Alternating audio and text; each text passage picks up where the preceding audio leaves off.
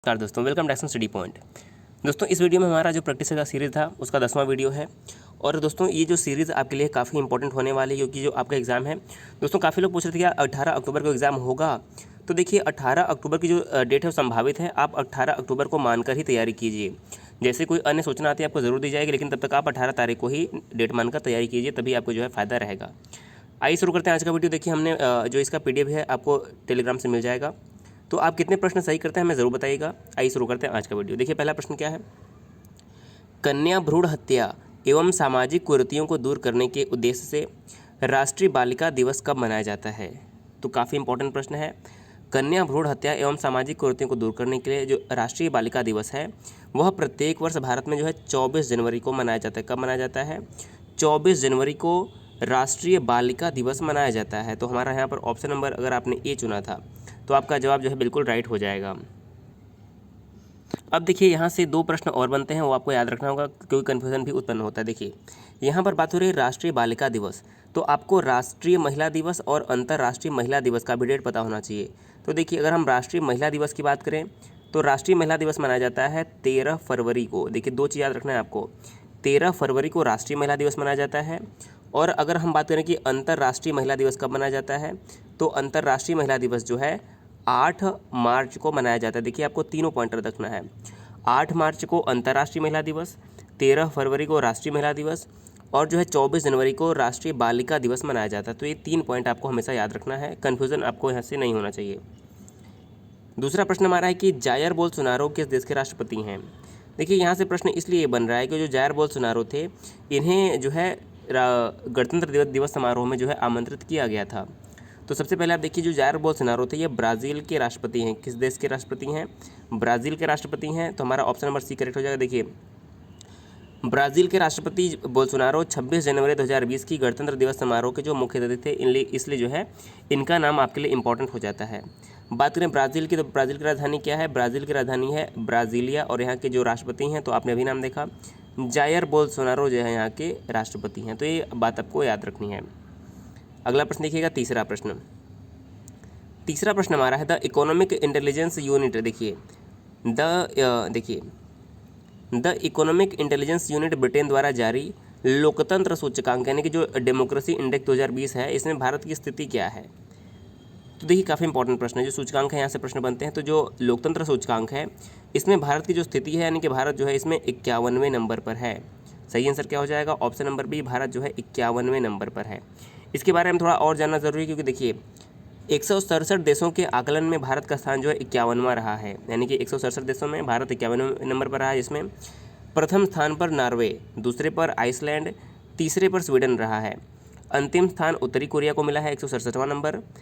इसके अलावा अगर हम कुछ भारत के पड़ोसी देशों की बात करें, देखिए इसमें श्रीलंका को 69वां, बांग्लादेश को 80 नंबर, भूटान 91, नेपाल 92, पाकिस्तान 108, अफगानिस्तान 141 और जो चीन का स्थान है वो 153वां। आपको भारत का नाम याद रखना है। भारत जो है 51वें नंबर पर है और स्वीडन जो है पहले नंबर पर है। स्वीडन पहले नंबर पे, नॉर्थ कोरिया अंतिम नंबर पे और भारत जो है 51वें नंबर पे। आपको ये 3 पॉइंट याद रखना है। अगला प्रश्न है कि लोकसभा में किसी धन विधेयक के रूप में कौन प्रमाणित करता है? तो लोकसभा में जो कोई भी धन विधेयक होता है उसे धन विधेयक के रूप में प्रमाणित कौन करता है? तो सही आंसर हो जाएगा ऑप्शन नंबर बी, लोकसभा के जो स्पीकर होते हैं वही जो है धन विधेयक के रूप में प्रमाणित करते हैं। तो ऑप्शन नंबर बी करेक्ट हो जाएगा। और बात करें कि वर्तमान में हमारे लोकसभा के स्पीकर कौन है, तो ओम बिरला। आपको नाम याद रखना है, ओम बिरला जो है वर्तमान में लोकसभा के स्पीकर हैं, ओम बिरला। अगला प्रश्न हमारा है 5वां, मोनाल किस देश की राष्ट्रीय पक्षी है? मोनाल किस देश की राष्ट्रीय पक्षी है? देखिए, आपने जब ऑफिशियल सिलेबस पढ़ा होगा उसमें लिखा था कि भारत के पड़ोसी देशों के बारे में भी कुछ प्रश्न पूछे जाएंगे। तो जो मोनाल है ये नेपाल का राष्ट्रीय पक्षी क्या है? मोनाल जो है नेपाल का राष्ट्रीय पक्षी है। ऑप्शन नंबर हमारा ए करेक्ट हो जाएगा। बात करें नेपाल की, तो नेपाल की राजधानी क्या है? काठमांडू। और काठमांडू से ही एक प्रश्न बनता है, जो सार्क का मुख्यालय है क्या है? सार्क का मुख्यालय south Asian association of regional cooperation, इसका मुख्यालय कहाँ पर है? काठमांडू में ही है। नेपाल के वर्तमान प्राइम मिनिस्टर कौन है? तो केपी शर्मा ओली, नाम काफ़ी चर्चा में रहा था, क्या नाम है? केपी शर्मा ओली जो है वर्तमान में नेपाल के प्राइम मिनिस्टर हैं।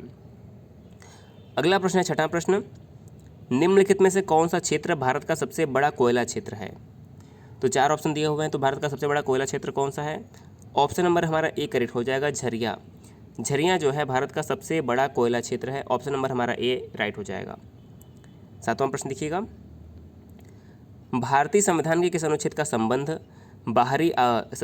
युद्ध, बाहरी आक्रमण या फिर सशस्त्र विद्रोह से लगाए जाने वाले आपातकाल से है? तो किस अनुच्छेद के अंतर्गत जो है बाहरी आक्रमण या सशस्त्र विद्रोह के समय में आपातकाल लगाया जाता है? तो इस प्रश्न का हमारा सही आंसर हो जाएगा ऑप्शन नंबर सी, अनुच्छेद 352। देखिए 3 हमारे आपातकाल जो है प्रावधान है संविधान में। अनुच्छेद 352 में जो है नेशनल इमरजेंसी यानी कि राष्ट्रीय आपातकाल की जो है इसका वर्णन है। 356 की बात करें तो इसमें हम राष्ट्रपति शासन का वर्णन किया गया है। कहाँ पर? 356 में राष्ट्रपति शासन का वर्णन किया गया है। और 360 के अंतर्गत जो है वित्तीय आपातकाल यानी कि फाइनेंशियल इमरजेंसी लगाई जाती है। देखिए हमारे देश में अब तक जो है वित्तीय आपातकाल एक बार भी नहीं लगा है, ये बात आपको याद रखनी है। इसके अलावा अगर हम बात करें अनुच्छेद 368 क्या है, तो अनुच्छेद 368 में जो है संविधान संशोधन से संबंधित है। अनुच्छेद 367 संविधान संशोधन से संबंधित है। अगला प्रश्न हमारा 8वां प्रश्न क्या है, देखिए 1025-26 ईस्वी में सोमनाथ मंदिर पर आक्रमण के समय वहाँ का शासक कौन था? देखिए 1025-26 ईस्वी में महमूद गजनवी ने जो है सोमनाथ मंदिर पर आक्रमण किया था। महमूद गजनवी ने, उसमें वहाँ के शासक कौन थे? तो हमारा सही आंसर हो जाएगा भीम प्रथम जो थे उस समय वहाँ के शासक थे। ऑप्शन नंबर सी यहाँ पर हमारा राइट आंसर हो जाएगा। अगला प्रश्न है, मनुष्य में पसलियों की संख्या कितनी जोड़ी होती है? मनुष्य में पसलियों की संख्या कितनी जोड़ी है? तो सही आंसर हो जाएगा ऑप्शन नंबर बी 12 जोड़ी। मनुष्य के शरीर में पसलियों की संख्या जो होती है 12 जोड़ी होती है। ऑप्शन नंबर बी यहाँ पर हमारा राइट हो जाएगा। 10वां प्रश्न है, भारतीय संविधान का अनुच्छेद 51 का संबंध किससे है? तो देखिए मौलिक अधिकार की हम बात करें तो मौलिक अधिकार जो है भाग 3 में आते हैं, अनुच्छेद 12 से लेकर 35 तक। दूसरा हमारा आता है अनुच्छेद, देखिए जो 51 का संबंध है वो हमारा क्या हो जाएगा? 51, देखिए 51 का हमारा संबंध जो हो जाएगा, तो देखिए यहाँ पर 51 नहीं होना चाहिए बल्कि यहाँ पर 51A होना चाहिए था। देखिए क्योंकि मौलिक अधिकार हमारे 12 से लेकर 35 तक में आ जाते हैं। DPSP जो हमारे होते हैं 36 से 51। देखिए जो 36 से 51 तक है ये DPSP आता है, भाग 4 आता है। जबकि अगर हम बात करें राष्ट्रपति, तो राष्ट्रपति का जो संबंध है वो अनुच्छेद 52 में दिया गया है। राष्ट्रपति का जो उल्लेख है अनुच्छेद 52 में है और प्रधानमंत्री का जो उल्लेख है वो अनुच्छेद 75 में है। तो इस हिसाब से अगर हमारे यहाँ पर ऑप्शन में अगर 51A दिया होता तो देखिए 51A जो दिया होता तो हमारा सही आंसर क्या होता? 51A जो है मौलिक कर्तव्यों से संबंधित है, ये आपको याद रखना है। अनुच्छेद जो हमारा 51A है ये मौलिक कर्तव्यों से संबंधित है। तो इस प्रश्न का हमारा ऑप्शन नंबर बी सही होना चाहिए। प्रश्न में 51A जो है होना चाहिए था। अगला प्रश्न देखते हैं। 11वां प्रश्न हमारा देखिए क्या है, भारतीय संविधान के किस अनुच्छेद द्वारा राज्य सरकारों को ग्राम पंचायतों को गठित करने का जो है निर्देश दिया गया है? तो देखिए जो ग्राम पंचायतों का गठन है ये आपको याद रखना होगा। जो हमारे देश के नीति निर्देशक तत्व यानी कि directive principle of state policy, जिसे हम DPSP कहते हैं, ये भाग 4 में रखा गया है, 36 से लेकर 51 में रखा गया है। और इसी के तहत जो अनुच्छेद हमारा 40 है, 40 में जो है ग्राम पंचायतों के गठन का जो है वर्णन, संगठन का जो है वर्णन किया गया है। तो सही आंसर क्या हो जाएगा? अनुच्छेद 40 में जो है ग्राम पंचायतों का गठन जो है दिया गया है। तो ऑप्शन नंबर हमारा डी यहाँ पर राइट हो जाएगा। अगला प्रश्न है, भारत के राष्ट्रपति के चुनाव संबंधी विवादों को निर्णित किया जाता है किसके द्वारा? तो देखिए भारत के राष्ट्रपति के संबंध में जो चुनाव के संबंध में जो भी प्रक्रिया होती है यह भारत के सर्वोच्च न्यायालय द्वारा ही सुनी जाती है। इसका जो निर्णय कौन कर सकता है? केवल सर्वोच्च न्यायालय के मुख्य न्यायाधीश यानी कि सर्वोच्च न्यायालय द्वारा ही इसका जो है निर्णय होता है। बात करें कि सर्वोच्च न्यायालय के वर्तमान में मुख्य न्यायाधीश कौन है? तो शरद अरविंद बोबडे। क्या नाम है? शरद अरविंद बोबडे जो है वर्तमान में मुख्य न्यायाधीश हैं सुप्रीम कोर्ट के। अगला प्रश्न है 13वां प्रश्न, निम्नलिखित में से कौन वैशेषिक दर्शन के संस्थापक हैं? यानी कि किसे वैशेषिक दर्शन का जो है संस्थापक माना जाता है? तो इस प्रश्न का हमारा सही आंसर हो जाएगा ऑप्शन नंबर ए जो है कड़ाद को जो है वैशेषिक दर्शन का जो है संस्थापक माना जाता है। सही आंसर क्या हो जाएगा 13वें प्रश्न का? Option number A. जैमिनी की बात करें, जैमिनी को पूर्व मीमांसा, देखिए जैमिनी जो थे ये पूर्व मीमांसा से संबंधित थे। गौतम की बात करें तो गौतम का जो संबंध था वो न्याय से था। गौतम ने किसका प्रतिपादन किया था? न्याय का। तो ये बात आपको याद रखनी है। अगला प्रश्न देखिए, मुखौटा नृत्य का संबंध किस नृत्य शैली से है? जो मुखौटा नृत्य शैली है इसका संबंध किससे है? सही आंसर हो जाएगा ऑप्शन नंबर डी, कथकली से है। देखिए जो मुखौटा नृत्य है इसका संबंध कथकली से है। और कथकली कहाँ का नृत्य है? तो यह जो है मुख्य रूप से केरल का नृत्य है। इसके अलावा मोहिनी अट्टम भी प्रमुख रूप से कहाँ का नृत्य है? तो ये भी जो है केरल का है। ओडिसी जो है उड़ीसा का है। भरतनाट्यम कहाँ का है? तमिलनाडु का है। और कुचिपुड़ी जो है ये आंध्र प्रदेश का है। ये बात आपको, ये कुछ शास्त्रीय हमारे नृत्य हैं, यहाँ से प्रश्न आपके जरूर एग्जाम में बनेंगे। अगला देखिए 15वां प्रश्न, क्रोमेटोग्राफी की तकनीक का प्रयोग होता है किसमें? जो क्रोमेटोग्राफी की तकनीक होती है इसका प्रयोग किसमें होता है? तो एक मिश्रण से पदार्थ को अलग करने के लिए जो है क्रोमेटोग्राफी तकनीक का प्रयोग होता है। सी ऑप्शन अगर आपने चुना तो आपका जवाब जो है बिल्कुल राइट हो जाएगा। 16वां प्रश्न है, निम्नलिखित में से सबसे अधिक क्रियाशील धातु कौन सी है? तो निम्नलिखित में से जो सबसे अधिक क्रियाशील होती है वो होती है हमारा पोटेशियम। पोटेशियम क्या होता है? सबसे अधिक क्रियाशील धातु होता है। ऑप्शन नंबर बी करेक्ट हो जाएगा। सबसे अधिक तन्य धातु कौन सी होता है? यानी कि तन्य, तो हमारा जो है सोना सबसे अधिक तन्य होता है। अगला प्रश्न देखिए 17वां प्रश्न, प्राणी जगत का सबसे बड़ा संघ निम्नलिखित में से कौन सा है? तो देखिए 4 संघ दिए हुए हैं, तो सबसे बड़ा संघ प्राणी जगत का निम्नलिखित में से कौन है? सही आंसर हो जाएगा option number C, Arthropoda. Arthropoda जो है प्राणी जगत का सबसे बड़ा संघ है।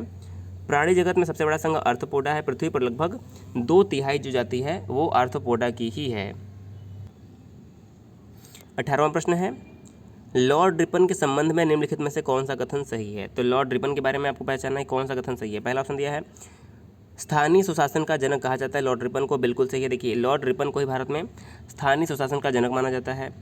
लॉर्ड रिपन के काल में प्रथम वास्तविक जनगणना 1881 में हुई। तो देखिए जनगणना से संबंधित जो दो फैक्ट बनते हैं कि जो पहली जनगणना थी भारत में वो 1872 में लॉर्ड मेयो के शासनकाल में हुई थी। किसके शासनकाल में? पहली जनगणना 1872 में लॉर्ड मेयो के शासनकाल में हुई थी। लेकिन जो पहली दशकीय जनगणना थी, दशकीय जनगणना यानी कि जो प्रति 10 वर्ष पर होती है, वह 1881 में लॉर्ड रिपन के शासनकाल में ही शुरू हुई थी। तो जो प्रथम वास्तविक जनगणना है आप बिल्कुल कह सकते हैं कि लॉर्ड रिपन के शासनकाल में 1881 में शुरू हुई। तो दूसरा ऑप्शन भी हमारा जो है करेक्ट हो जाएगा। तीसरा दिया कि इन्होंने बंगाल बिहार में स्थायी बंदोबस्त लागू किया, तो ये हमारा गलत हो जाएगा। देखिए जो स्थायी बंदोबस्त था वो लॉर्ड कॉर्नवालिस ने लागू किया था। किसने? लॉर्ड कॉर्नवालिस ने जो है स्थायी बंदोबस्त लागू किया था, लॉर्ड रिपन ने नहीं। तो हमारा सही आंसर क्या है? पहला और दूसरा सही है। तो ऑप्शन हमारा क्या सही हो जाएगा? केवल 1 और 2 जो है हमारा सही है। लॉर्ड कॉर्नवालिस ने जो है बिहार और बंगाल में स्थायी बंदोबस्त लागू किया था, लॉर्ड रिपन ने लागू नहीं किया था। तो इस प्रश्न का सी ऑप्शन जो है हमारा राइट हो जाएगा। अगला प्रश्न देखिएगा 19वां प्रश्न, बुक्सा बांध परियोजना निम्नलिखित में से किस राज्य में स्थित है? जो बुक्सा बांध परियोजना है यह निम्नलिखित में से किस राज्य में स्थित है? तो ऑप्शन आपको भी इसका सही आंसर देना है। देखिए सही आंसर हो जाएगा ऑप्शन नंबर डी, पश्चिम बंगाल। जो बुक्सा बांध परियोजना है यह मुख्य रूप से पश्चिम बंगाल की परियोजना है। देखिए बुक्सा बांध परियोजना दार्जिलिंग पश्चिम बंगाल में स्थित है। इसे 1992 में जो है राष्ट्रीय पार्क का दर्जा जो है दे दिया गया है। किसे? बुक्सा जो है बांध है। अगला प्रश्न देखिएगा 20वां प्रश्न, निम्नलिखित में से कौन सी नदी बंगाल की खाड़ी में नहीं गिरती है? तो देखिए बंगाल की खाड़ी में कौन कौन सी नदी अगर आपको गिरती है अगर ये पता है तो कोई भी कन्फ्यूजन होगा नहीं। तो देखिए जो हमारी प्रायद्वीपीय नदियाँ हैं, प्रायद्वीपीय अगर हम नदियों की बात करें, देखिए आप अगर एक ट्रिक याद रखें, महागौरी तू कृष्ण, देखिए ये एक ट्रिक टाइप का आप याद रख सकते हैं, महागौरी तू कृष्ण। तो क्या हो जाएगा? देखिए महानदी हो गया, ये जो है बंगाल खाड़ी में गिरती है। गो से गोदावरी जो है बंगाल खाड़ी में गिरती है। री से कावेरी जो है ये बंगाल खाड़ी में गिरती है। तू से तुंगभद्रा और कृष्ण से कृष्णा, ये सभी नदियां जो है बंगाल खाड़ी में गिरती हैं। तो देखिए महानदी गिरती है, कृष्णा गिरती है, कावेरी गिरती है, लूनी जो है नहीं गिरती है। तो आप याद रखेंगे महागौरी तो कृष्ण, ये ट्रिक है। लूनी नदी जो है कहाँ पर गिरती है? देखिए लूनी नदी जो है यह कच्छ के रण में जाकर लुप्त हो जाती है। कहाँ पर? कच्छ के रण में जाकर जो है विलुप्त हो जाती है लूनी नदी। तो ऑप्शन नंबर हमारा जो सी यहाँ पर है आपको याद रखना है। अगला प्रश्न है 21वां प्रश्न, किस अनुच्छेद के तहत राष्ट्रपति प्रधानमंत्री की नियुक्ति करता है तथा उसके परामर्श पर अन्य मंत्रियों की नियुक्ति करता है? तो सही आंसर क्या हो जाएगा? देखिए अनुच्छेद जो 75 है इसके अंतर्गत जो है 75 के अंतर्गत राष्ट्रपति जो है प्रधानमंत्री की नियुक्ति करता है और उसके परामर्श पर जो है अन्य मंत्रियों की नियुक्ति करता है। तो ऑप्शन नंबर जो हमारा है बी यहाँ पर करेक्ट हो जाएगा। बात करें 76 की, तो 76 में अटॉर्नी जनरल ऑफ इंडिया किसका रखा गया है? अटॉर्नी जनरल ऑफ इंडिया यानी कि महान्यायवादी का पद जो है अनुच्छेद 76 के अंतर्गत जो है रखा गया है। अगला प्रश्न है, विश्व का कौन सा देश जनवरी 2020 में अत्यधिक घातक कोरोना वायरस से प्रभावित रहा? तो देखिए अगर हम यहाँ पर बात करें कि जनवरी 2020 में कोरोना वायरस का सबसे अधिक प्रकोप कहाँ पर रहा, तो चीन में। देखिए चीन में ही जो है जनवरी से जो है इसकी शुरुआत, दिसंबर से शुरुआत हो गई थी, लेकिन जनवरी में जो है ये अपने चरम पर धीरे धीरे चीन में पहुँच गया था। तो इस प्रश्न का हमारा ऑप्शन नंबर बी करेक्ट हो जाएगा। लेकिन अगर हम हाल में देखें तो यह अमेरिका में सर्वाधिक जो है फैल चुका है। भारत की बात करें तो भारत भी इसमें काफ़ी आगे हो चुका है। तो ये बात याद रखना, लेकिन इसकी जो जनवरी में शुरुआत थी वो चीन से ही हुई थी। तो ऑप्शन नंबर बी जो हमारे यहाँ पर राइट हो जाएगा। अगला प्रश्न है 23वां प्रश्न, निम्नलिखित में से तारीख़ फिरोज शाही की रचना निम्नलिखित में से किसने की थी? तो जो तारीख़ फिरोज शाही है इसकी रचना की थी जियाउद्दीन बर्नी ने। किसने की थी? ऑप्शन नंबर ए करेक्ट हो जाएगा, जियाउद्दीन बर्नी ने। मेगास्थनीज की बात करें तो इन्होंने जो प्रसिद्ध पुस्तक लिखी थी इंडिका में, इंडिका इनकी पुस्तक का नाम था, और यह चंद्रगुप्त मौर्य के दरबार में जो है आए थे। यूनानी राजदूत थे मेगास्थनीज। अगला प्रश्न देखिए 24वां प्रश्न, हिंदू विधवा पुनर्विवाह अधिनियम किस वर्ष पारित हुआ? तो जो हिंदू विधवा पुनर्विवाह अधिनियम था यह 1856 में पारित हुआ था। कब पारित हुआ था? ऑप्शन नंबर हमारा यहाँ पर सी करेक्ट हो जाएगा। 24वें प्रश्न का 1856 में हिंदू विधवा पुनर्विवाह जो है अधिनियम लागू किया गया था। और इसमें भारत के गवर्नर कौन थे? देखिए, तो लॉर्ड डलहौजी के शासनकाल में जो है हिंदू विधवा पुनर्विवाह अधिनियम जो है पारित किया गया था, और यह 25 जुलाई 1856 में जो है लागू हो गया। अगला प्रश्न है कि भारतीय संविधान में न्यायपालिका की न्यायिक पुनर्विलोकन की शक्ति कहाँ से ली गई है? तो देखिए, अगर हम इंग्लैंड की बात करें तो इंग्लैंड से क्या लिया गया है भारत में? जो संसदीय शासन प्रणाली हमारे देश में है, संसदीय शासन प्रणाली, एकल नागरिकता, ये सब जो है इंग्लैंड के संविधान से हमारे देश में लिए गए हैं। अगर हम अन्य ऑप्शन देखें तो देखिए, अमेरिका से हमारे देश में क्या क्या लिया गया है? देखिए, जो न्यायिक पुनर्विलोकन है वो तो अमेरिका से लिया गया है। इसके अलावा जो मूल अधिकार होते हैं, मूल अधिकार कहाँ से लिए गए? वो भी अमेरिका के संविधान से लिए गए हैं। उपराष्ट्रपति का पद कहाँ से लिया गया है? तो उपराष्ट्रपति का जो पद है ये भी अमेरिका के संविधान से ही लिया गया है। इसके अलावा कनाडा से क्या लिया गया है? तो कनाडा से जो है संघीय शासन व्यवस्था, संघीय शासन व्यवस्था का जो कॉन्सेप्ट है कहाँ से लिया गया है? कनाडा से लिया गया है। तो न्यायिक पुनर्विलोकन के लिए ऑप्शन नंबर सी जो है हमारा अमेरिका राइट आंसर हो जाएगा। अगला प्रश्न है 26वां प्रश्न, 1950 में भारत की पहली गणतंत्र दिवस परेड में मुख्य अतिथि कौन थे? तो देखिए, 1950 में जो हमारे देश में पहली बार गणतंत्र दिवस 26 जनवरी को मनाया गया, तो पहले मुख्य अतिथि कौन बनाए गए थे? राष्ट्रपति सुकड़ो। देखिए, सुकड़ो कहाँ के राष्ट्रपति थे? इंडोनेशिया के। इंडोनेशिया के राष्ट्रपति सुकड़ो को जो है भारत में 1950 में गणतंत्र दिवस परेड का जो है मुख्य अतिथि जो है बनाया गया था। ऑप्शन नंबर हमारा यहाँ पर बी जो है राइट हो जाएगा। अगला प्रश्न देखिएगा 27वां प्रश्न, भारत का वित्तीय वर्ष कब से प्रारंभ होता है? तो आप सभी को पता होगा कि हमारे देश का जो वित्तीय वर्ष है वह 1 अप्रैल से शुरू होता है और 31 मार्च तक चलता है। सही आंसर क्या हो जाएगा? ऑप्शन नंबर बी, वित्तीय वर्ष जो है हमारा 1 अप्रैल से 31 मार्च तक चलता है। तो ऑप्शन नंबर बी यहाँ पर हमारा राइट हो जाएगा। 28वां प्रश्न देखिएगा, कांग्रेस के किस अधिवेशन में पूर्ण स्वराज का प्रस्ताव पारित किया गया था? तो ये प्रश्न बहुत बार पूछा गया है। तो जो पूर्ण स्वराज का प्रस्ताव था यह 1929 के लाहौर अधिवेशन में जो है पास हुआ था, और इस समय अध्यक्ष कौन थे 1929 में? तो जवाहरलाल नेहरू ने जो है इस अधिवेशन की अध्यक्षता की थी। तो ये बात आपको याद रखनी है। अगला प्रश्न देखिए, इसके अलावा अगर बात करें कानपुर जो अधिवेशन हुआ था 1925 में, तो इसमें जो है सरोजनी नायडू अध्यक्ष चुनी गई थी, और यह कांग्रेस की अध्यक्ष बनने वाली पहली भारतीय महिला थी। तो इनका भी नाम इसके लिए इंपॉर्टेंट हो जाता है। अगला प्रश्न देखिए 29वां प्रश्न हमारा है, कल्प योजना किससे संबंधित है? कल्प योजना किससे संबंधित है? तो सही आंसर हो जाएगा प्रारंभिक शिक्षा से संबंधित है। कल्प योजना प्रारंभिक शिक्षा से संबंधित है। ऑप्शन नंबर सी राइट हो जाएगा। 30वां प्रश्न है, राज्य प्रशासन की सबसे छोटी इकाई कौन सी होती है? तो देखिए, राज्य प्रशासन की जो सबसे छोटी इकाई होती है ग्राम पंचायत। क्या होती है? ग्राम पंचायत जो होती है किसी भी राज्य की सबसे छोटी इकाई होती है। बी ऑप्शन करेक्ट हो जाएगा। देखिए, जब हमने पंचायती राज व्यवस्था पढ़ा था तो ग्राम पंचायत, पंचायत समिति और जिला परिषद इन तीनों के बारे में पढ़ा था, जो त्रिस्तरीय हमारी पंचायती राज व्यवस्था होती है। अगला प्रश्न है कि जिला में पंचायती राज प्रणाली की सर्वोच्च संस्था क्या होती है? तो देखिए, जिला में सबसे छोटी होती है हमारी ग्राम पंचायत, दूसरे नंबर पर हमारी आती है पंचायत समिति जो कि ब्लॉक स्तर पर होती है, और तीसरी हमारी होती है जिला परिषद। तो सबसे जो उच्च संस्था है जिला स्तर पर वो हो जाएगी जिला परिषद पंचायती राज में। ऑप्शन नंबर बी हमारा यहाँ पर राइट हो जाएगा। 32वां प्रश्न है कि पेनिसिलिन किस सूक्ष्म जीव से प्राप्त होता है? तो जो पेनिसिलिन है यह एक कवक से प्राप्त होता है। क्या होता है? कवक से प्राप्त होता है। ऑप्शन नंबर डी यहाँ पर हमारा राइट हो जाएगा। 33वां प्रश्न है कि भारत में कुल कितने संरक्षित जैव मंडल हैं, यानी कि बायोस्फीयर रिजर्व जो भारत में है वो कितने हैं? तो भारत में जो संरक्षित जैव मंडल है उनकी संख्या कुल मिलाकर इस समय 18 है। कितनी है? 18 है। ऑप्शन नंबर हमारा यहाँ पर सी जो है राइट हो जाएगा। अगला प्रश्न देखिए 34वां प्रश्न हमारा है, पुस्तक द टेस्टामेंट के लेखक निम्नलिखित में से कौन से हैं? तो द टेस्टामेंट जो पुस्तक है इसके लेखक कौन है? ऑप्शन नंबर हमारा ए करेक्ट हो जाएगा, मार्गरेट एडवर्ड। क्या हो जाएगा? मार्गरेट एडवर्ड ने जो है द टेस्टामेंट नामक पुस्तक लिखी है। ऑप्शन नंबर ए राइट हो जाएगा। अगला प्रश्न है 35वां प्रश्न, कोलकाता में हिंदू कॉलेज और वेदांत कॉलेज की स्थापना किसके द्वारा किया गया था? तो कोलकाता में जो हिंदू कॉलेज है और वेदांत कॉलेज है इसकी स्थापना राजा राम मोहन राय के द्वारा किया गया था। इसके अलावा 1828 में राजा राम मोहन राय के द्वारा ब्रह्म समाज की स्थापना की गई।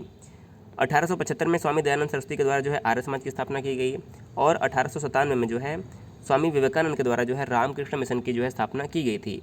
तो ये तीनों पॉइंट बार बार एग्जाम में पूछे गए हैं। अगला देखिएगा 36वां प्रश्न, निम्नलिखित में से कौन सा मिलान गलत है? पहला दिया है विद्युत ऊर्जा से यांत्रिक ऊर्जा में बदलने के लिए मोटर का प्रयोग होता है, सही है। यांत्रिक ऊर्जा से विद्युत ऊर्जा के लिए डायनेमो, सही है। ऊष्मा से यांत्रिक ऊर्जा इंजन देखिए, और रासायनिक ऊर्जा से विद्युत चुंबकीय ऊर्जा, तो हमारा सी गलत हो जाएगा। क्या गलत है? ऑप्शन नंबर सी गलत हो जाएगा। देखिए जो विद्युत सेल होता है यह रासायनिक ऊर्जा से विद्युत ऊर्जा में बदलता है, विद्युत चुंबकीय ऊर्जा में नहीं बदलता है, तो सी जो है हमारे यहाँ पर राइट हो जाएगा। अगला प्रश्न है 37वां प्रश्न। सुंदरवन डेल्टा के संदर्भ में नीचे दिए गए कथनों में से कौन सा कथन सत्य है? देखिए सुंदरवन डेल्टा जो है विश्व का सबसे बड़ा डेल्टा है, बिल्कुल सही है। और इस डेल्टा की जो आकृति है वो त्रिभुजाकार है, ये भी बिल्कुल सही है। तो दोनों सही हैं, 1 और 2 जो 2 है दोनों सही हो जाएंगे 37वें प्रश्न के लिए। ऑप्शन नंबर सी यहाँ पर हमारा राइट हो जाएगा। 38वां प्रश्न है भारत की स्थलीय सीमा कितने देशों के साथ जुड़ी हुई है?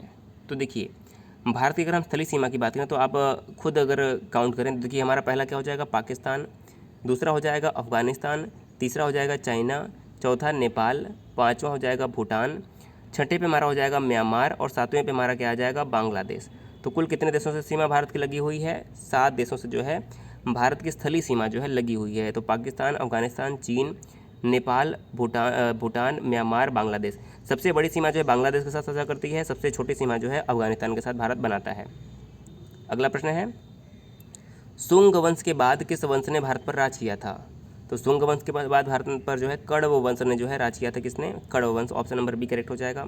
और आज का देखिए हमारा अंतिम प्रश्न क्या है, पहाड़ों में पूर्वी घाट और पश्चिमी घाट निम्न में से किस पहाड़ी में आपस में मिलती हैं? तो जो हमारा पूर्वी घाट और पश्चिमी घाट है वह किस पहाड़ी में आपस में मिलती हैं? तो सही आंसर हो जाएगा नीलगिरी पहाड़ी में जो है पूर्वी घाट और पश्चिमी घाट जो है आपस में मिलती हैं। तो देखिए इस प्रकार से हमारा 40 प्रश्न का सीरीज आज पूरा होता है। आपने 40 में से कितने प्रश्न सही की कमेंट करके हमें ज़रूर बताइएगा। दोस्तों एक बार हमें और पूछना है कि आपको जो हमारा वीडियो हम आपको रोज़ दे रहे हैं 2 से 3 वीडियो आपको कैसा लग रहा है? क्या आपके एग्ज़ाम के लिए दोस्तों ये महत्वपूर्ण है? अगर आपको लगता है कि वीडियो आपके लिए अच्छा है तो वीडियो को दोस्तों शेयर जरूर करिएगा, और चैनल पर पहली बार अगर आप आए हैं तो चैनल को सब्सक्राइब जरूर कर दीजिएगा। वीडियो देखने के लिए बहुत बहुत धन्यवाद।